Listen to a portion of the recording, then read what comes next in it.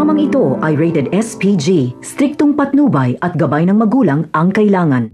Malaking problema nga ang pinagdadaanan ni Noy at Tinding. Wala man lang silang pambili ng gamot para sa kanser ni Noy sa baga. Ang akala nilang swinerte sila sa kanilang amo dahil kaibigan nila ito ay minalas pala sila. Dahil sa paglipas ng mga araw ay lumabas ang masamang ugali nito.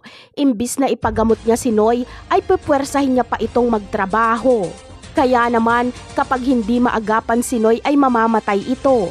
Sana ay makita ni Tanggol si Tinding at Noy para matulungan niyang mapagamot si Noy bago pa ito mamatay.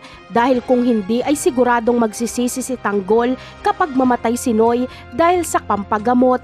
Dahil hindi niya man lang magamit ang kanyang yaman sa kanyang mga mahal sa buhay. Sa kabilang banda naman ay pupuntahan nga ni Ramon si Marites. Makikita ni Roda si Ramon kaya wala nang choice si Marites kundi ipakilala kay Roda si Ramon.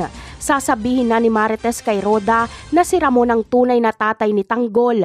May tiwala na kasi si Marites kay Roda dahil nakita niyang handa si Roda na ibuwis ang kanyang buhay nito para sa kaibigang si Marites. Nakita niyang hinarangan ni Roda si Rigor, wag lang itong makalapit sa kanya. Ngunit ano kaya ang gagawin ni Ramon kapag malaman niyang pinagbuhatan ng kamay ni Rigor si Marites? Itutuloy niya kaya ang sinabi niya noon na papatayin niya si Rigor? Malamang ay gagawa muna ng paraan si Ramon para masibak si Rigor sa pagkapulis at nang sa ganon ay madali niya na itong mapapatay. Si General Rivas ang kanyang uutusan para madaliin ang kaso ni Rigor sa pambababae nito.